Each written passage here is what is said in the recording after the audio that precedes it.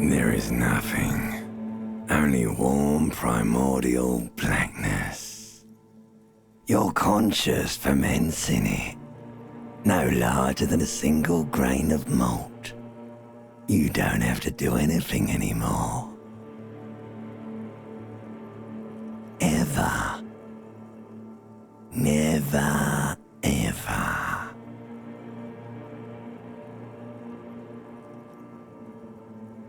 Never, ever, ever, baby.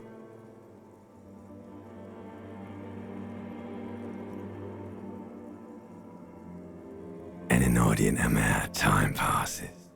It is utterly void of struggle. No ex-wives are contained within it.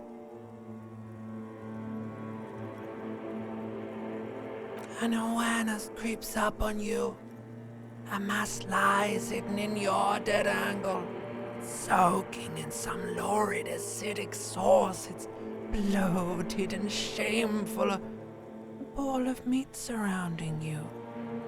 This is a terrible line of questioning, and it will only lead to more awareness of the meat thing.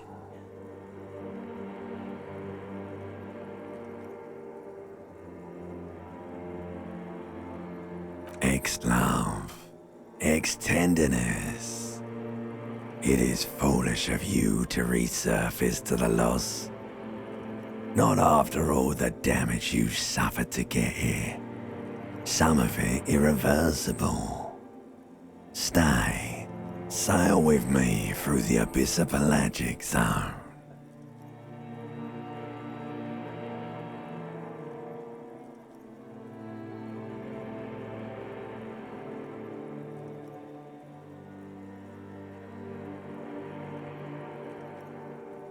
Alright, nothing down to fuck all, borough.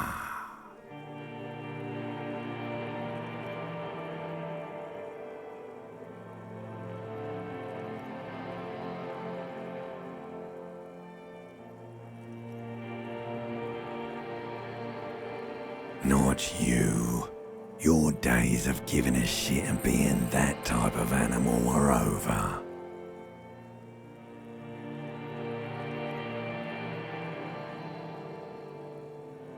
The song of death is sweet and endless. But what is this? Somewhere in the soul, bloated man meet around you. Like a fly to the ointment, your conscience sticks to it. The limbed and headed machine of pain and undignified suffering is firing up again. It wants to walk the desert, hurting, longing, dancing to disco music.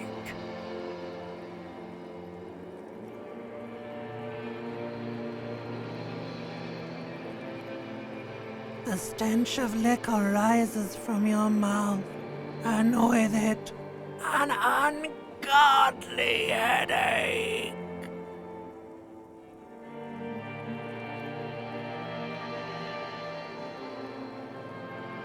A fiery streak penetrates your skull, trying to force your eyes open.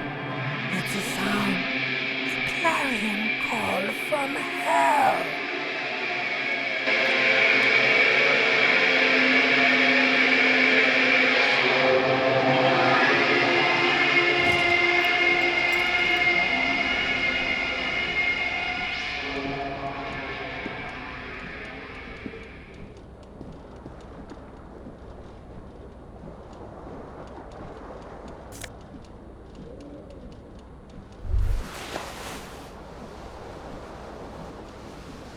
You hear a jingle. Keys are clinking in the pocket of your flare-cut pants. It says, whirling in rags, on the aluminium keyring. There is a single key on the ring. The number 1 is etched on it. It should open the door.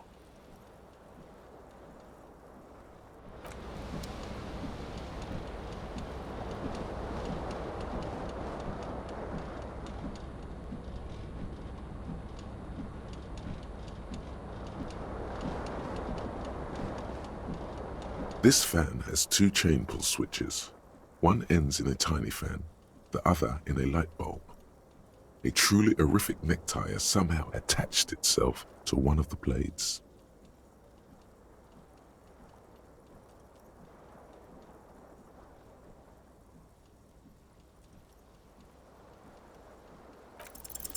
You reach out to grab the tie, but what's this? Diffuse, radiating chest pain. Doom comes over you. This is bad. Feels like sharp stones grinding in your chest and keeping you from moving. For quite a long time. Still ongoing. Now is a good time to start worrying. Finally, the pressure recedes. You find yourself covered in cold sweat and trying not to move, hoping it will keep you from dying.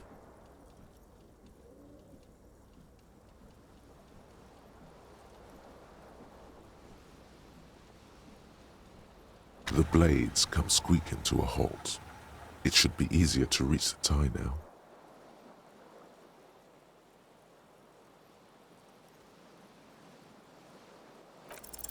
You swoop up and catch the tie. Snap! It's released from the blade. What you have in your hand is a truly hideous necktie with 4 or 5 different patterns. The knot reminds you of a noose.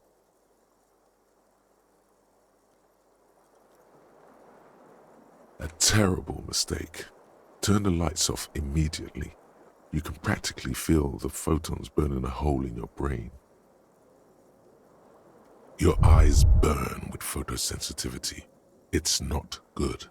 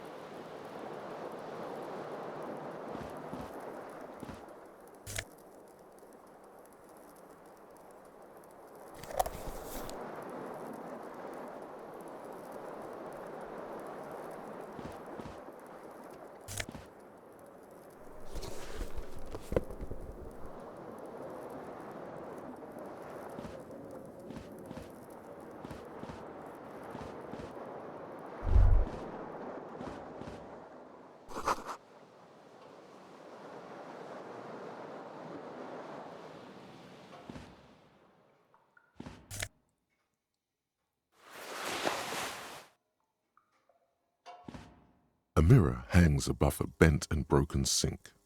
In a fierce discharge of masculine energy, someone has ripped half the faucet off. Hot water sprays from the base and steam covers the mirror.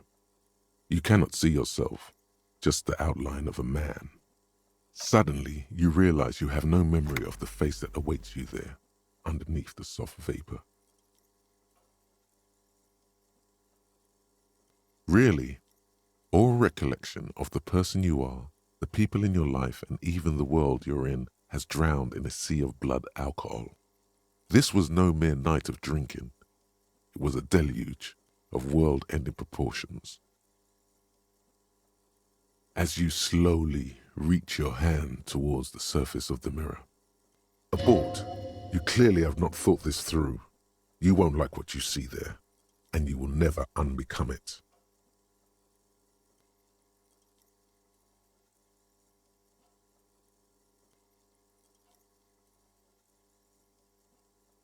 Behold.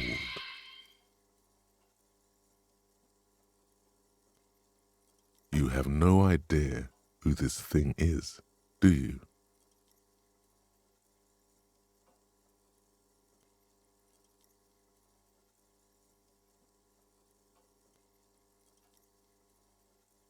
Whatever it is, at least it's dead now.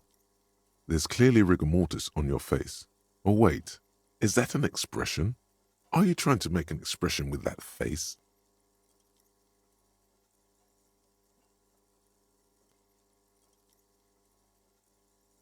Please stop. It's horrible. You're scaring yourself. You can't, can you? It's like it's not even voluntary anymore. You have worn that grin into your face, and now it won't come off. What does it even mean? What is the emotion you're trying to convey?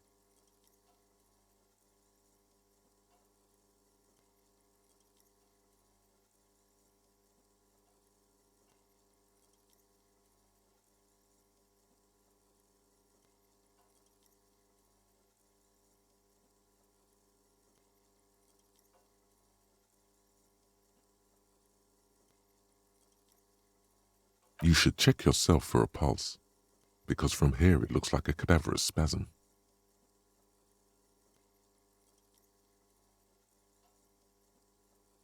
Getting clever appears to make the expression even worse.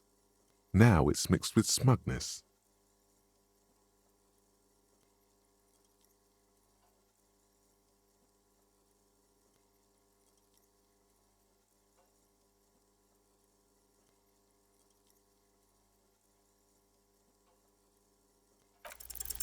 It belongs in the new, the third decade of the current century. Enough time had passed from the failure of the revolution that, for a fleeting moment, free market economy seemed like the ultimate, uncontested way of life for our species. Things were good. It was smooth sailing. People made gold and champagne-tinted interiors and facades to suit the times, calling this the new style. But more importantly, disco happened. For Revachol, your city, that meant only one thing. Guillaume la Million. Out of the dazzling swirl of disco music, in an open-air boîte de nuit, somewhere in Revachol West, Guillaume's blonde mane appeared on the screen. He sang some bullshit. Then he made the expression.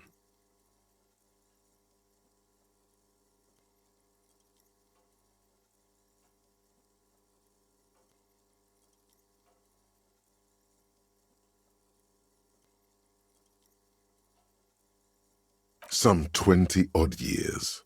There is a vast ocean of time between right now and the expression, looking good on you, or anyone. Humanity has run aground in that time. It's a different world now.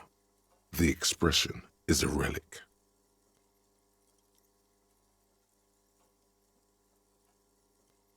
Everyone loved it. Maybe you thought some of the stardust would rub off on you. Maybe it did. Either way, it's all gone now. Only the grimace remains. The click is used to spur on a horse. It also features heavily in Guillaume Le Million's regional mega hit, Don't Worry, Your Pretty Little Head.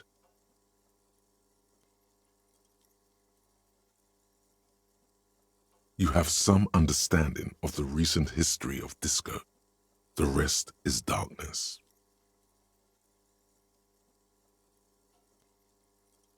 It doesn't have to be.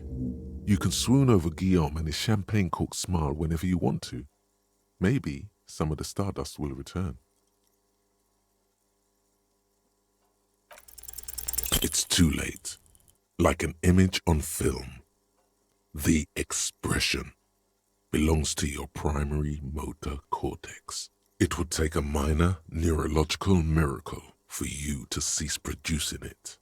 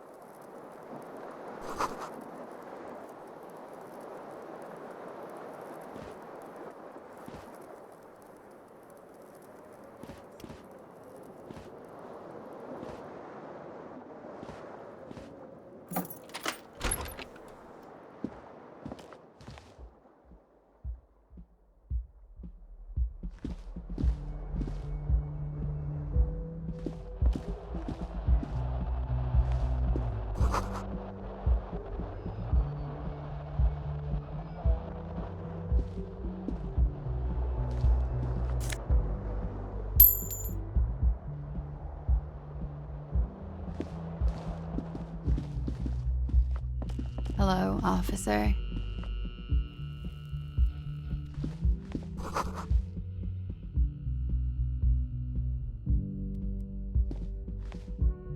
The young woman raises a cigarette to her lips. Her eyes are brown and her face is speckled with birthmarks. She can't be more than 28.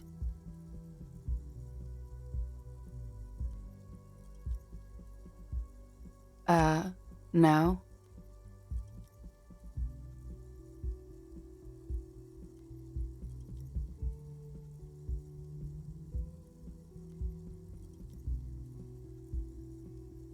Because you're a police officer, sir.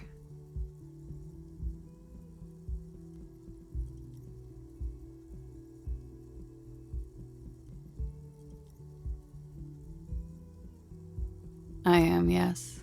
Unless you've been feeding us a set of very well-rehearsed lies all this time. You've been here for 3 days. On official police business, no less. Couldn't say. In truth, so far, mostly drinking.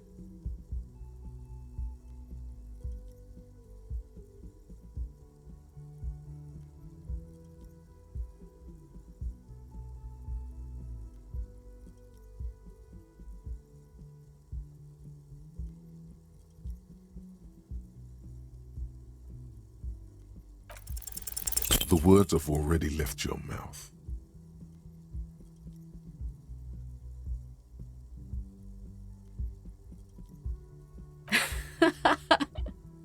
What was that? That's not even how words are used. What did you say? Come on, say it again. No, you see, that's not what you said. You said... Come on, man. Pretty, please. One more time. Goddamn right you did. You crazy asshole, you. What kind of cop are you?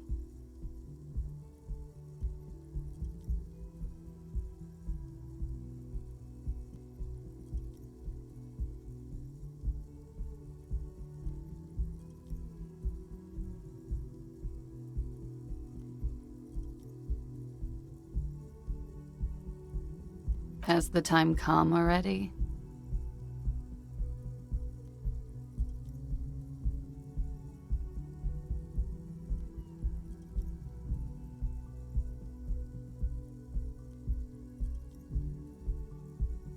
Mere minutes. I should go and prepare then. Thank you. This has been delightful. I hope it does all come crashing down. Otherwise, it's gonna suck for you later when you have to interrogate me.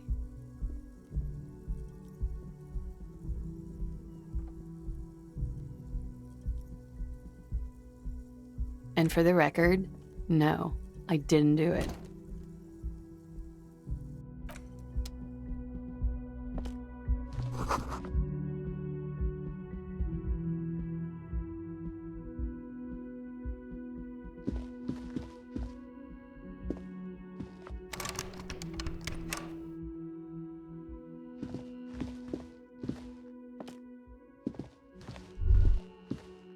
You should pick that fat, juicy cigarette butt from the tray, light it up, and smoke the living shit out of it. The living shit. Your mesolimbic reward pathway does not mince words. It once smokes. Who knows what you are? A monster, a murderer, the gnome of Jeroma? You feel like a smoker. Especially when you look at that juicy, succulent, seductive cigarette stub, still smoldering deliciously. How very astute of you. This renders it ineffectual. You should look for a whole cigarette, or better yet, an entire pack. Strike that. A carton. Make sure they're all healthy and able-bodied. Then smoke them all. Good. They'll make you stronger and better. You're too old to be cool now, but find cigarettes, smoke them, blam. Instantly a cool renegade man, a mystical red dragon with smoke rising from his nostrils. Plus, smoking them gives massive bonuses.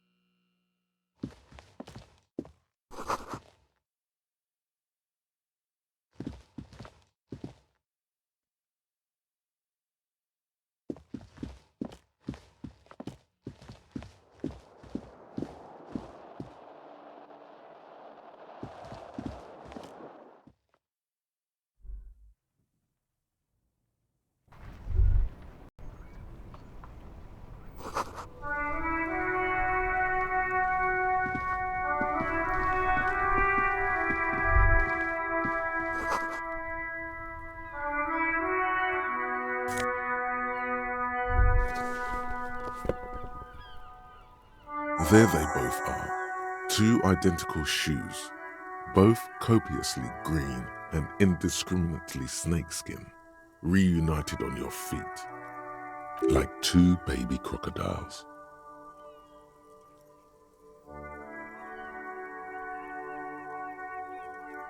It's pretty clear a normal cop is not what you are. Good, they're balanced, comfy. Feels like the only good thing about you right now, truth be told.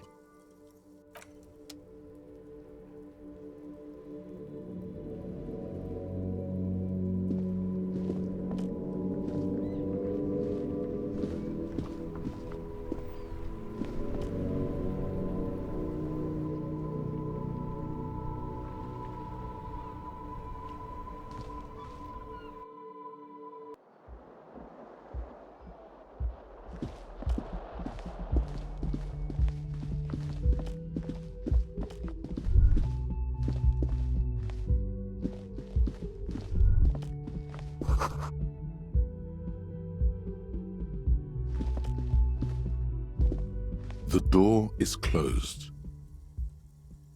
This door can only be opened with a key or from the inside.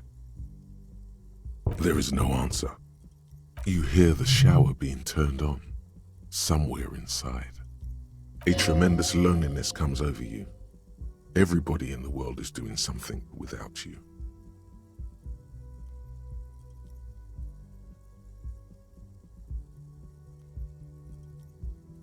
The door does not care.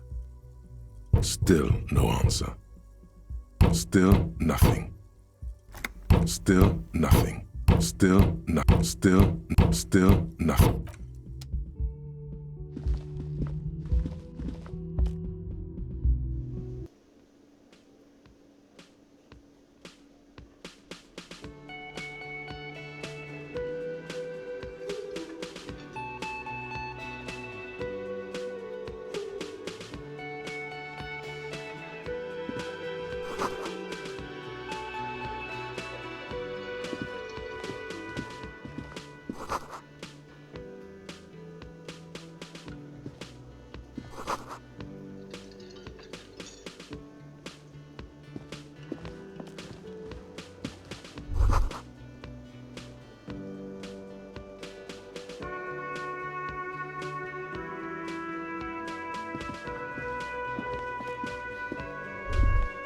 You should totally sing karaoke here, the first chance you get.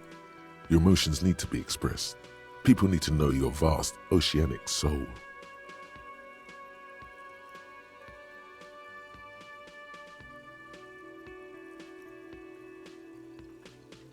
Utterly. And it needs to be heard. Through a PA system. By other people. You should sing the sad small church song from that tape you found. Thought it was obvious.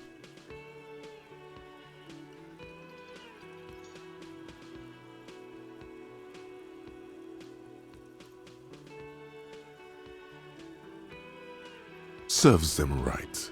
Wipe that smirk off their face with your sad, tragic song. Who's laughing now? No one. You would need another copy of the tape first, though. The one upstairs is destroyed.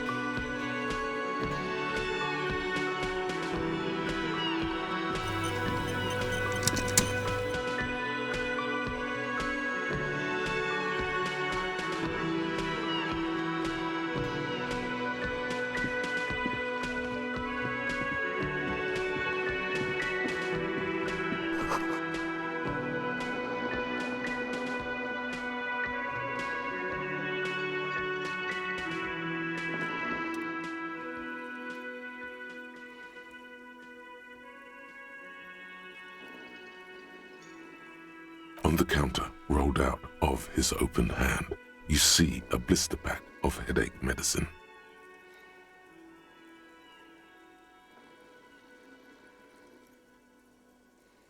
The man does not mind. You probably need them more than he does. You've just picked up some magnesium. This item is stored in the bottom left corner of the screen above your character portrait. Use magnesium to heal your morale if you have morale damage. There is only one way to wake this bone idol from his slumber. Roar like a hurricane. Rip the buildings from the earth.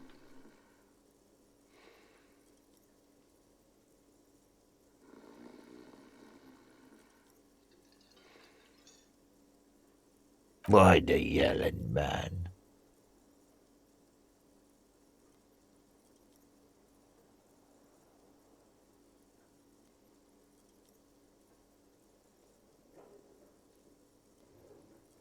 Congratulations. You've seen the future. Now, if you excuse me again, officer.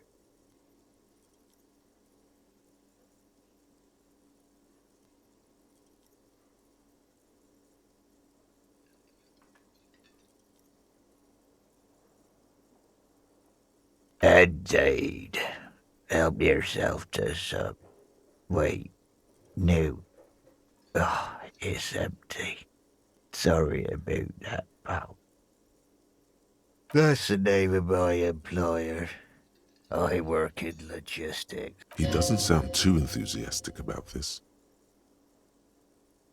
How's it going?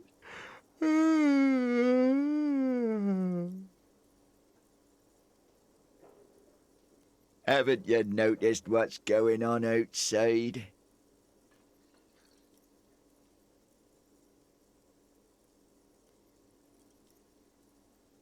Good.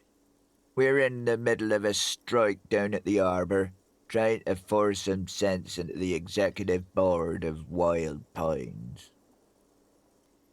For one, I could use some more shut-eye in the mornings. Right to work, right to sleep, I say.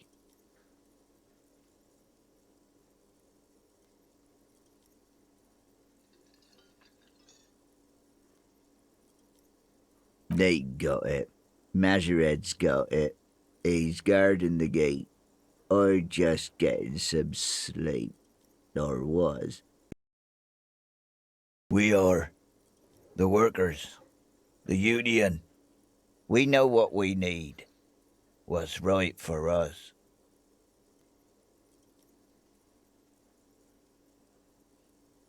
Okay. I guess there's also Everard. He's in charge of the union. He's smart, knows how to negotiate. He's got our back.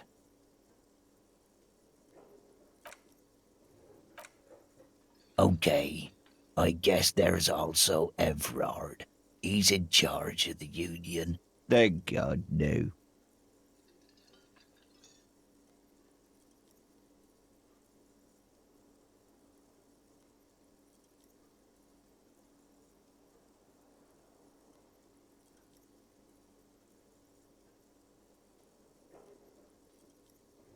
The worker stares at you, his eyes dry from sleep. A web of wrinkles covers his tanned forehead. I don't know what you're talking about, kind sir, but when I'm out, then I'm really out. No X anything. Just quality time. A little me time in the abyssal pelagic zone. You can never return to it now. Only detective work remains. Wakefulness and detection.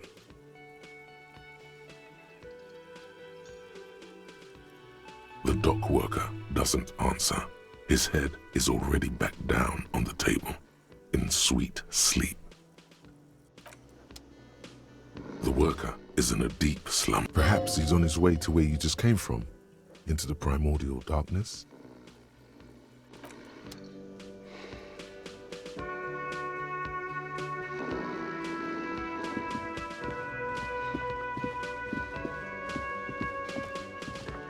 A man in his late 20s stands behind the counter, inspecting a stuffed seabird. As you approach, he gives you a sideways glance, then looks down again. That was disdain in his eyes. Even now he's purposely ignoring you.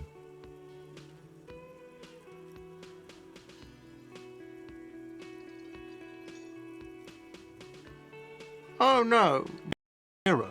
A real hero cop. Could the massive property damage upstairs have anything to do with this? Am I? Or did you ride in, take the body down, solve the murder, and not trash my hostel room?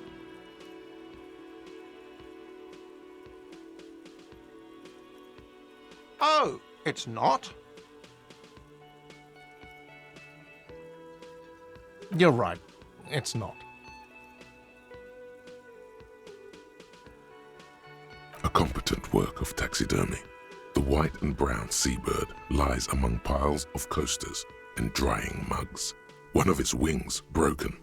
The man is trying to mend it. Looks like the bird was ripped off the shield that was used to mount it, most likely on a wall. A small engraved steel tag says, "The Great Skua, Ste Koari's Skua." Something about it makes you feel bitter.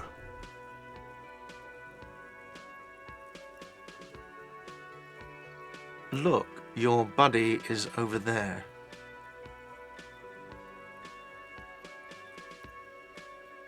Why don't you go and talk to him, okay? He pretends not to hear you, concentrating on the bird instead. A competent work of taxidermy. Looks like the bird. A small engraved steel tag says, "Something about it makes you feel bitter." Look, your buddy is over there. Why don't you go and talk to him, okay? He pretends not to hear you, concentrating on the bird instead. A competent. Looks like the bird. A small engraved. Something about it makes you feel bitter. Look, your buddy is over there. Why don't you go and talk to him, okay? He pretends not to hear you. No, I'm not the bartender. I'm the cafeteria manager. He's very animated all of a sudden. This seems like a touchy subject. I have 3 cafeterias to manage. 3. Sylvie tends the bar here, not me. I'm only standing in. She just, you know...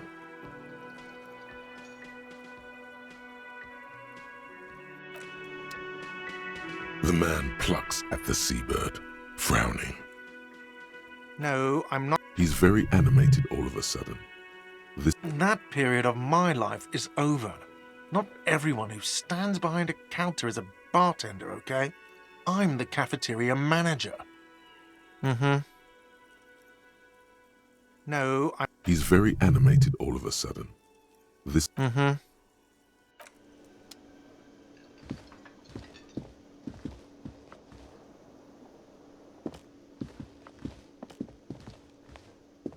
Hello, sweetie. You shouldn't keep your colleague waiting. Hello, sweetie. You shouldn't keep...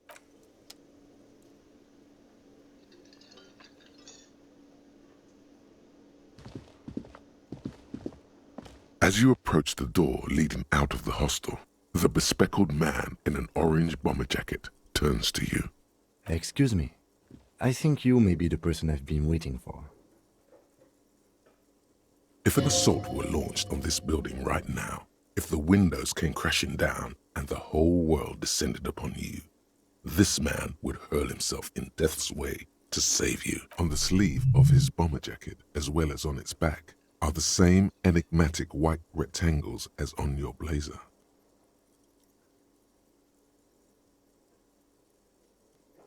He is your half-brother. Hello. I'm Kim Kitsuragi, Lieutenant, Precinct 57. You must be from the 41st. You realize He's waiting for your name. This is your chance to come up with a really good name for yourself. Get creative. Conceptualize.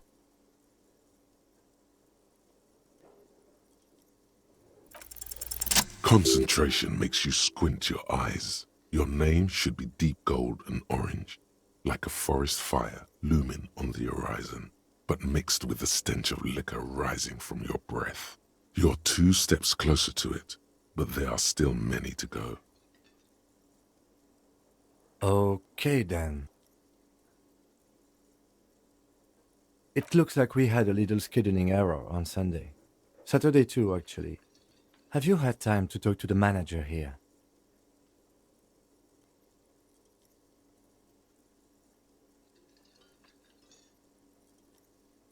If you don't mind, we should talk to him again.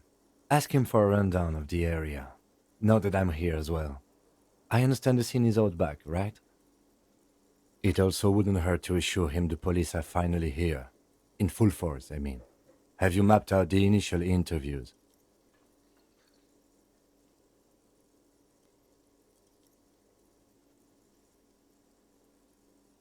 At the 57th, we like to prepare an initial list of persons of interest, and then just skim the surface.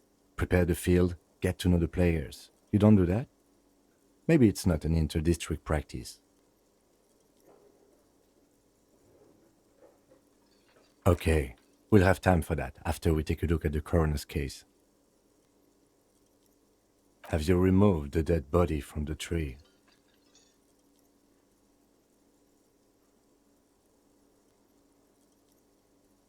Mm-hmm.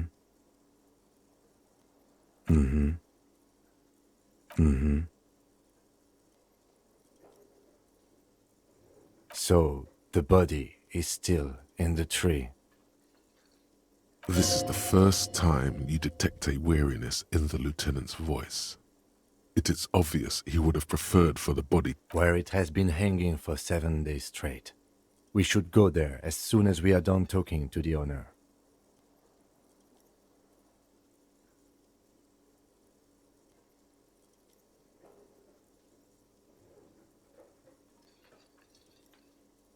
I can see you drank last night and the night before, and that you are still drunk now. But I have seen officers go through worse. Much worse. If you need something for your headache, there is a general store nearby.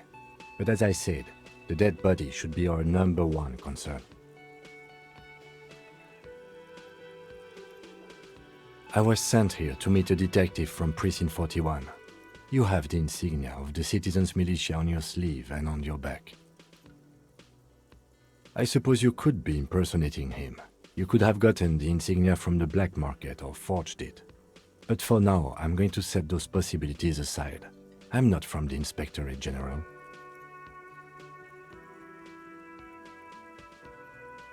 Yes. They are not just white rectangles. They bear a halogen watermark with the letters RCM and a pattern resembling the street grid of Revachol West. I would ask you to step into the headlights of my motor carriage, but again, it's none of my concern. I just need you to do your job. You mean you don't have a badge?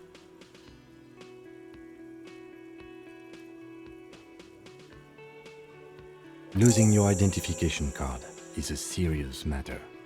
My vehicle has a shortwave. You can use it to report your badge missing. I would advise you to locate it as quickly as possible. But getting the body down should still take precedence. We all feel that way sometimes. There is no such thing as a police officer, I'm afraid. What remains is that there is a dead body in the tree. Someone has to figure out who put it there. If we don't, no one else will. But first, we have to take it down. Talk to the manager. Then we go out back and take the body down. After you, officer. Lieutenant Kitsuragi is now in your party. You can talk to him whenever by interacting with him.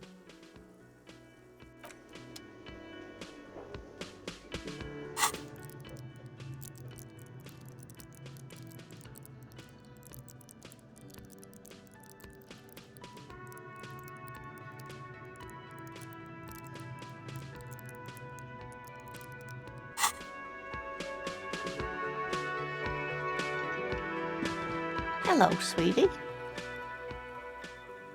Wait, who's Sweetie?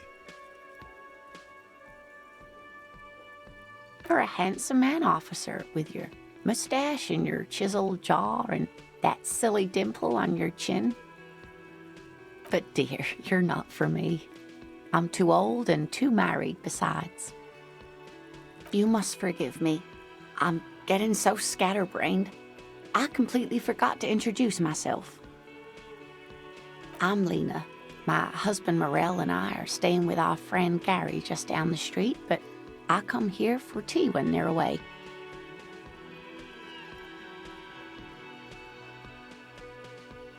This Lena is wacky enough for the motley crew. Hire her on the spot.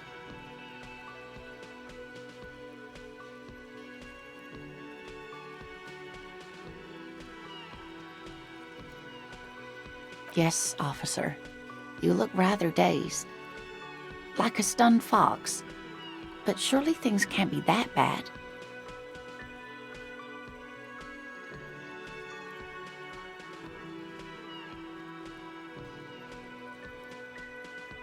Oh my.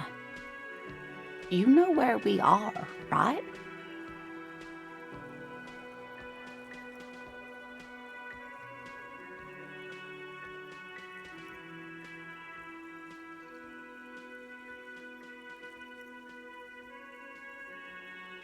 It does still look like that in some parts of the city, doesn't it? We are in a hostel called the Whirling in Rags, dear, and the Whirling itself is in the city of Revachol.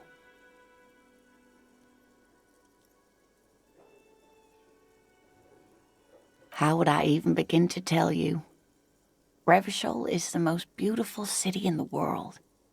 We're fortunate to be here, you and I.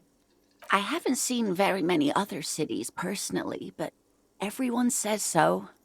Revachol is a rare jewel. This city used to rule the world, though it has seen better days. Speaking of history, you know what year it is, yes?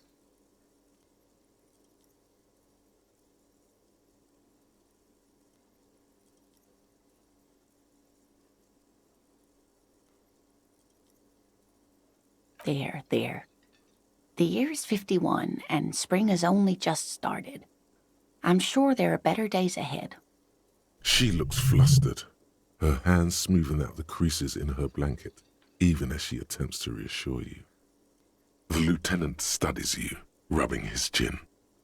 I'm beginning to suspect that you might indeed be completely adrift in this reality, thinks the lieutenant. How can it be that bad? Never mind, we're in this now. I can tell that this is taxing for you, so I'll just ask one more question. What regime are we living under? What mode of government?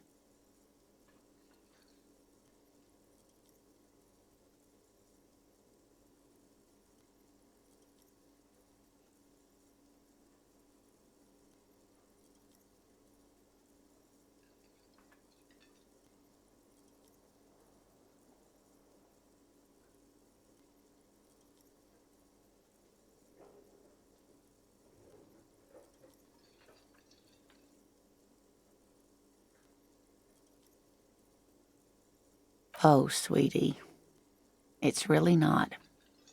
There used to be people who thought that way. Other people who wanted those things, but they all went extinct. Revachol is a zone of control led by an alliance of foreign powers called the Coalition.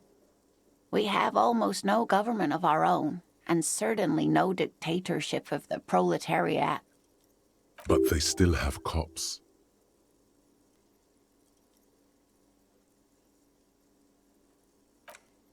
Oh dear, this is troubling. You really ought to know that, being one yourself. There aren't any cops in Revachol, not in the traditional sense. The status of law enforcement has been a complicated matter since the revolution. But we should stop for today, sweetie. You look like you need a break. Besides, I'm not the best person to explain the big things to anyone. She's scared now. She's realized you really are brain damaged. a defeat, I'm afraid. The people of this archipelago tried to build something new, something different. The rest of the world didn't like it, so they came and ended it. This was 42 years ago.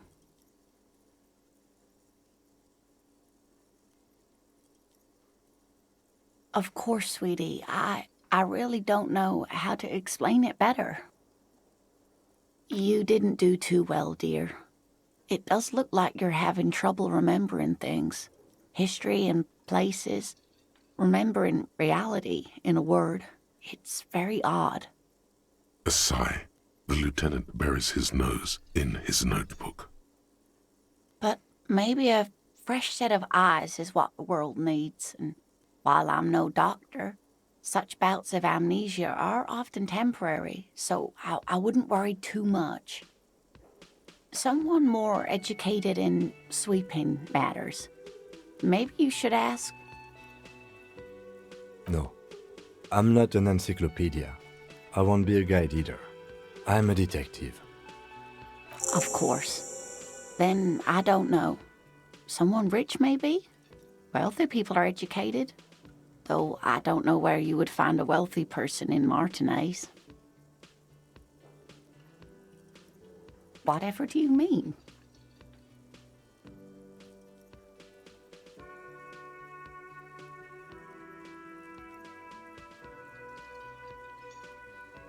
Sequence killers? Oh my. But I think you already have a partner, sweetie. A partner who needs you to help him get a corpse down from a tree.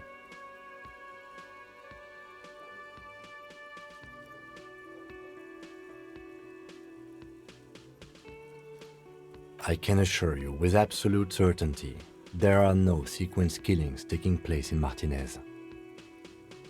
Now, gentlemen, no need to squabble. I wouldn't be of much use to you anyway, sweetie. Thank you, but Martinez isn't the most wheelchair-accessible place, you see. I'd slow you down. Perhaps another time.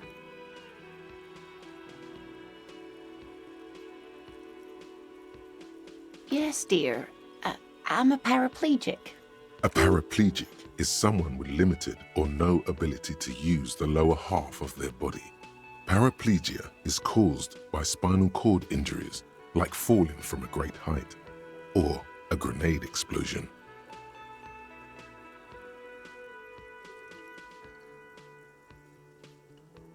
No, dear.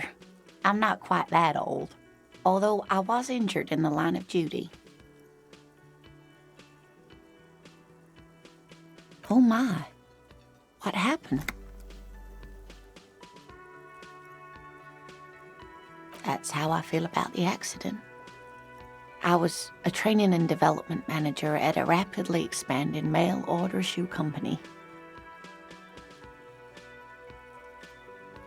You'd think it would be a safe job, but I had to be everywhere, and, well, once I happened to be under some faulty scaffolding. I was lucky. This was almost 20 years ago, and I was compensated exceptionally well. One can only dream of such payoffs nowadays.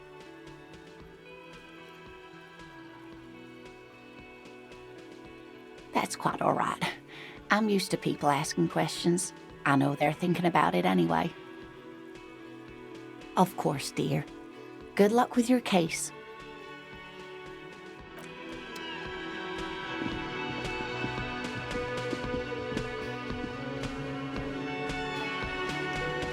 The man with the unimpressive beard notices you approaching. He drops the ledger he was holding. Mr. Gart, right? You run this place. Yes. I am Kim Kitsuragi from Precinct 57.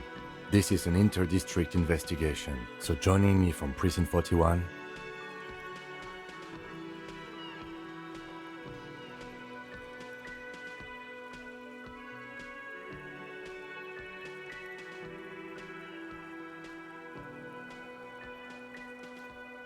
Fantastic.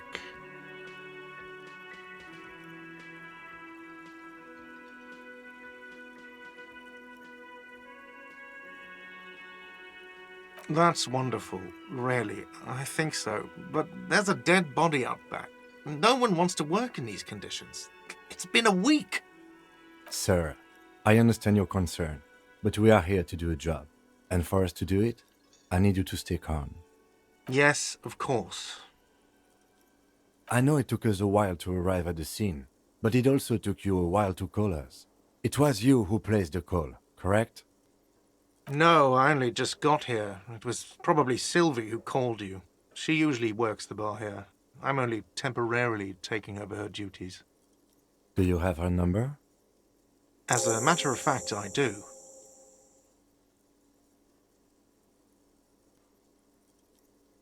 You said you just got here. From where? Are you a local? What, of Martinez? No, I live in Jamrock. I only sometimes come here to keep an eye on the place. This is just one of the many cafeterias I manage. But you still know your way around, yes? In case we need directions. Yes, I know where some things are, but as I said, I don't live here. I just used to work here.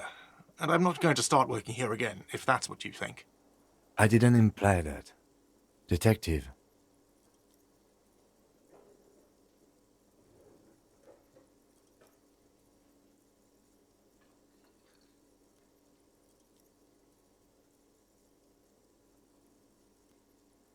It's your turn.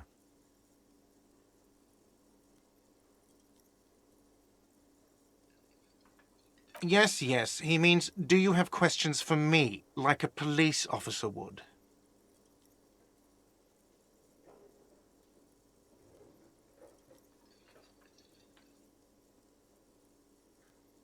She went away because none of your business.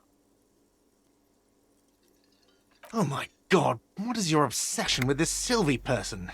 Get over it. I don't know who killed him. I'm not the police. That's your job. What are you, crazy? Of course I didn't kill him. Behind this building, there's a courtyard. They hoisted him up on a tree there. That's easy. See that door there? First you exit through that. Then, to your right, you should see a big hole in the fence. A really big one. You can get to the courtyard through there. No need for the keys. The hole is big enough for the Franco-Nigerian cavalry to fit through. Let's go.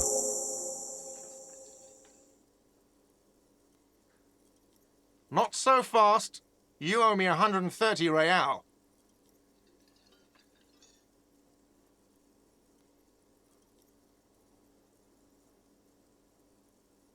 Oh, you don't owe me shit. Well, officer, you're right. You don't owe me shit, you owe me money. We do not need to assert ourselves here. We only need instructions from him. This is the proprietor, remember?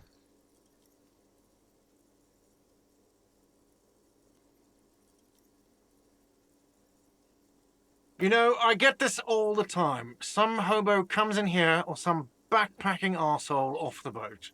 The next day, when they can't make their fees, they get aggressive.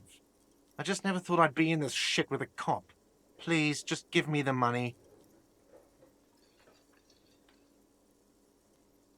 You can't arrest me. I haven't done anything.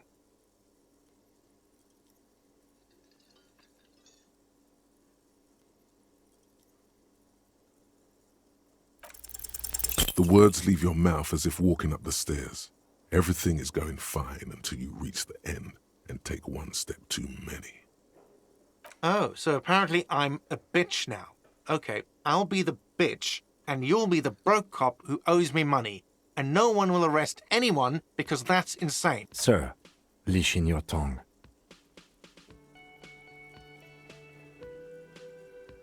The words nail the cafeteria manager to his place. Unmoving, he stares down at the counter with his cheeks reddish. Officer, you need to contact your station. Ask your people for assistance with the money you owe this place. There is a shortwave radio in my car. When you get the time, use it. We need to get this investigation started now. I'm sorry, but I can't let him stay here if he doesn't pay. He's 3 days on the slip. If he doesn't have the money by tonight, he'll have to work this from home.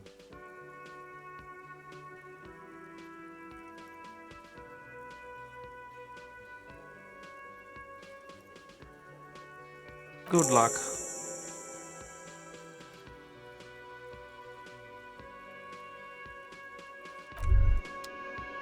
By the way, where is home? The address is coming up blank, and this place sure isn't it. But you've been at this hostel cafeteria for only 3 nights. Where were you before? You had to be somewhere.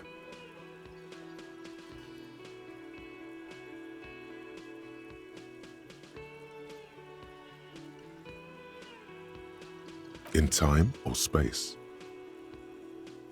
That doesn't sound like somewhere you can stay if you run out of money.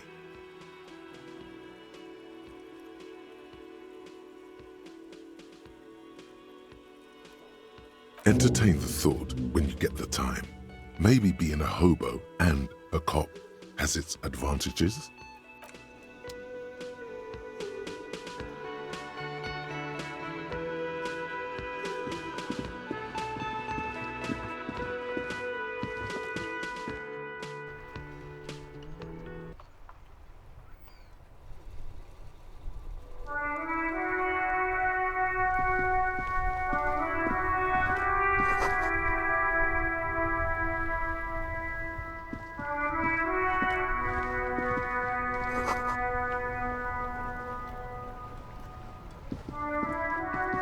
The RCM in Martinez.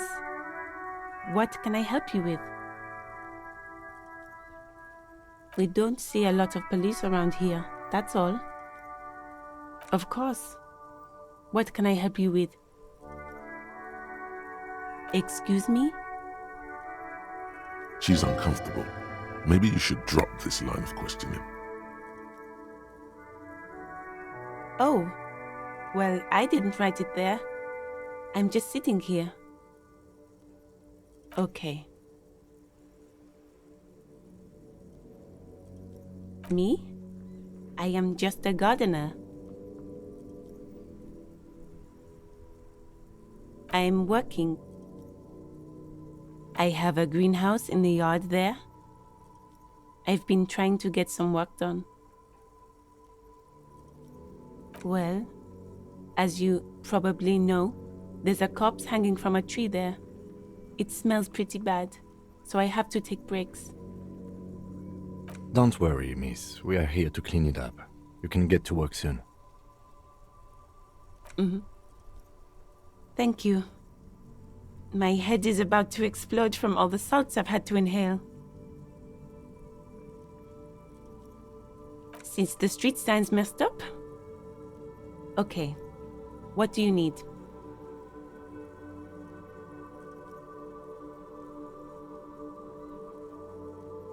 What do you mean?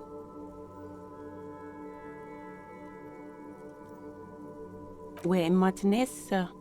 This intersection is called Roundabout North, I think. There's the pier, the Cape Side apartment buildings, some more tenements. Not a lot, really. The harbor gates, some kind of commotion, I think. I don't follow the local politics. A fleet store, too. Some shops and a bridge. The canal bridge leads to the coast, but it's broken, I think. Some kind of accident, probably. Just coast. There's a little fishing village there, and a fish market. But that got closed down ages ago. It's just water. No, actually, I think they call it the Martinez Inlet. There are some islands in the bay, but they're hard to reach. It's there, in the yard, right through the hole in the fence. Even all the way over here, there's a drop of death in the spring air. No problem. Of course, I won't hold you back. Her gloves. You get the feeling that you need them. You have a dead body to deal with after all. Sure, keep them. I have another pair.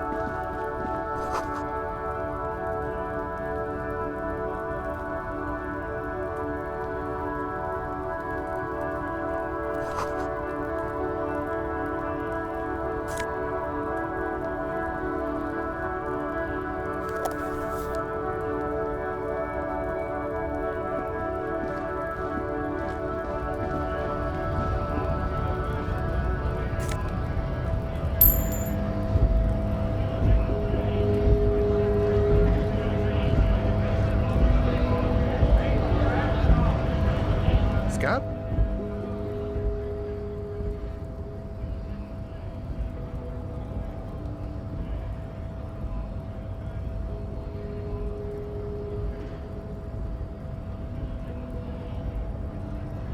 Good one, officer. Don't worry. We here have solidarity with the RCM. Imagine, you cops going on a strike, but then another cop comes in and says, let us cop for less money. Speaking of, what brings the RCM here, to the Wild North? Come to see the strife?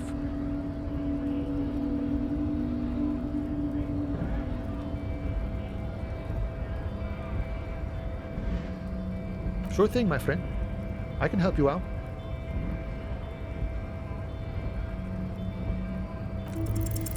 The coin lands into your hand as if it has always belonged there. The swallow returns.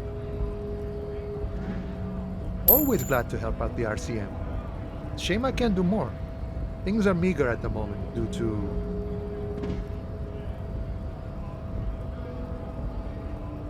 You know, the winter's fat is slowly running out and all.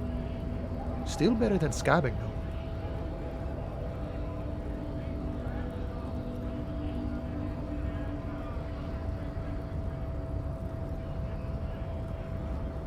Nothing to worry about really. The jam's a bit of a mess, cargo can't get in or out. The rationing is a bit stricter is all. Supplies should last the strike though.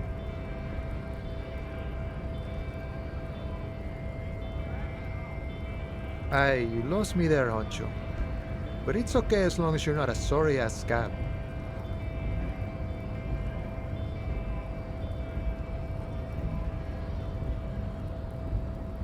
You know, serious business. I'm sure the big boss will be glad to tell you. You'll have to ask him first. He's a chatty guy. Wants to talk about the strike. Return once you've met the union boss and are on a better footing with the organization. My friend, I respect the right to roam. The open range awaits. I don't operate in that capacity. I'm not a granter of passage. The passage grants itself. I walk right past Measurehead and go in. Yeah, the 2.5 meter tall Semini supremacist there.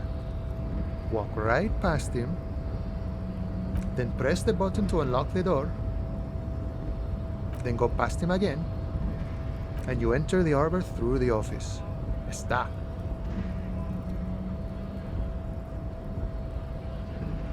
Don't worry, I'm sure it's not completely impossible.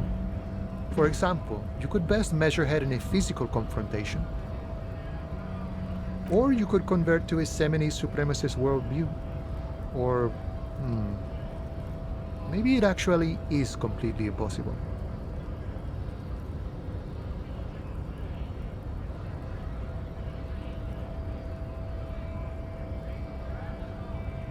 Not yet, no. He's incredibly strong.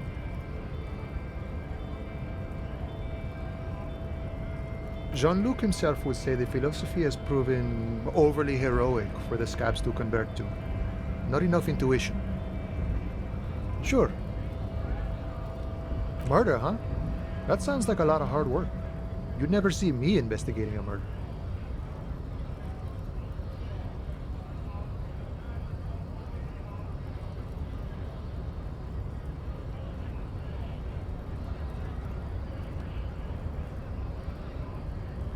That's okay.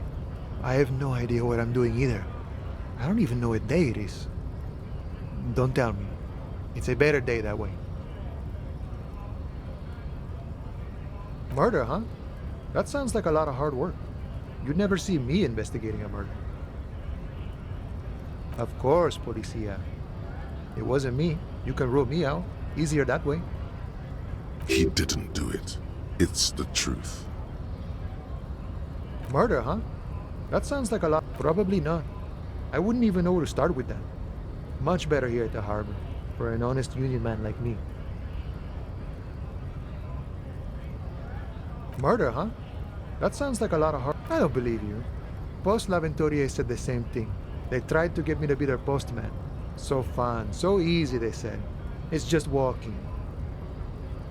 It wasn't. I'm doing much better here at the harbor, being an honest union man with a lot of free time on his hands.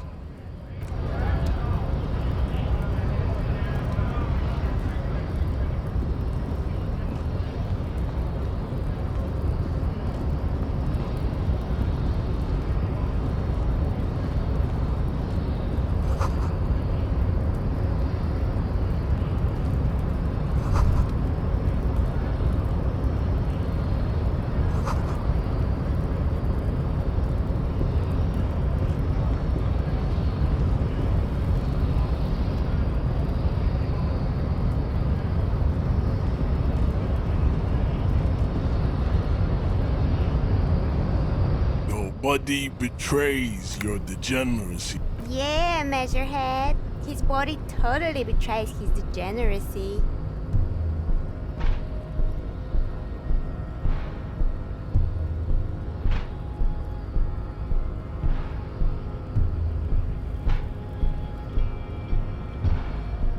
That is precisely the negligence that has led you to succumb to Al-Ghul. You reek of it. An invisible sword of Al-Ghul emerges from your throat. You cannot see it, but others can. It is making the woman in my company sick.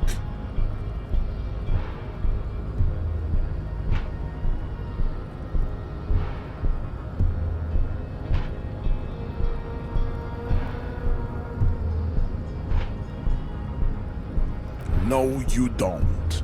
You need to get another drink. Occidental Haplogroup B4 is done giving orders around here.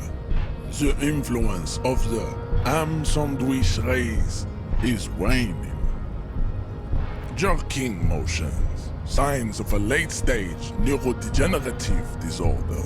How far the Occidental Haplogroup has fallen. You were once a noble and powerful race. You gave the world eugenics, electricity, and powerful weapons of war like missiles and aerostatic aircraft. You made great gains in You dominated lesser cultures, like the deformed Hemians and the inexplicably potato-obsessed Khoikos. But now your ascent to the genetic summit has halted. You are obsessed. You will be superseded. Isn't that right, babe? It is, baby, yeah. You know it. There is a button right behind him, just out of reach. It must be the one that opens the door to the harbor.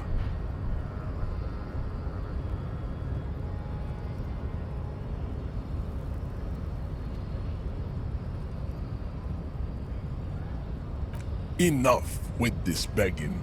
You should leave the stage of history with dignity by inviting the other. Bring your troops to the Seminine Islands and to Boogie Street, and we will pulverize you.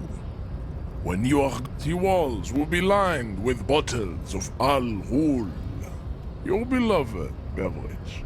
Inside, we will store the odes to homosexuality you call art, and your microcephalic skulls.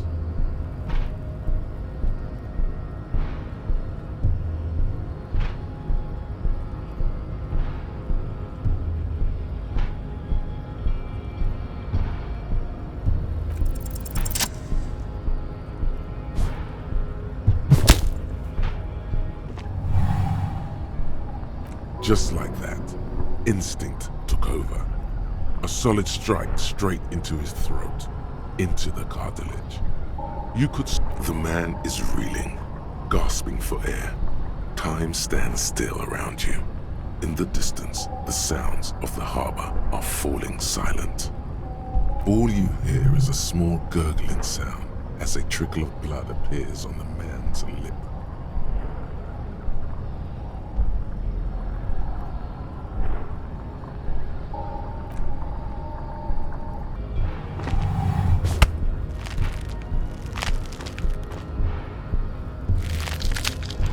Oh God, wrong move. head is in his hands, like a pair of forceps crushing you, and you can feel every jewel. Say it. I am a degenerate drunk.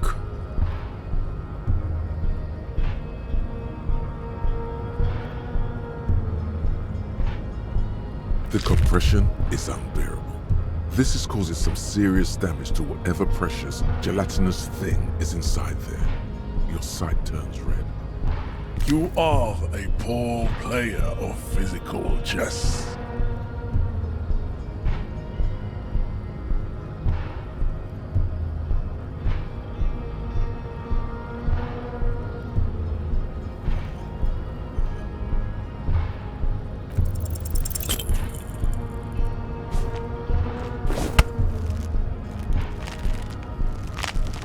How did this happen?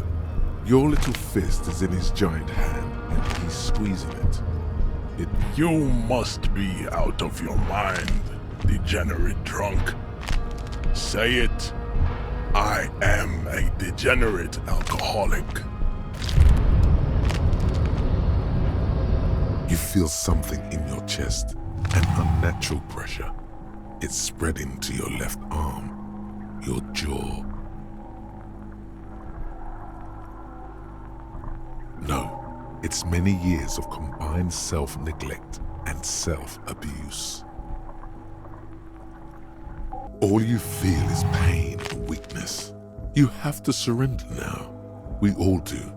It gets so dark. You don't even see her face, like you always thought you would.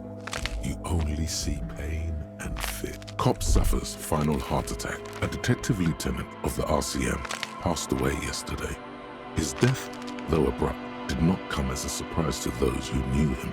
He was the heaviest drinker I'd ever met. Captain Ptolemy Price, the deceased superior officer, commented, "That ain't easy on the ticker." He loved his liquor, sure, said Detective Chester McLean, friend and colleague. But I think before he ever had a heart attack, his heart was broken. According to an official statement given by the RCM, the officer was on the brink of solving a murder case.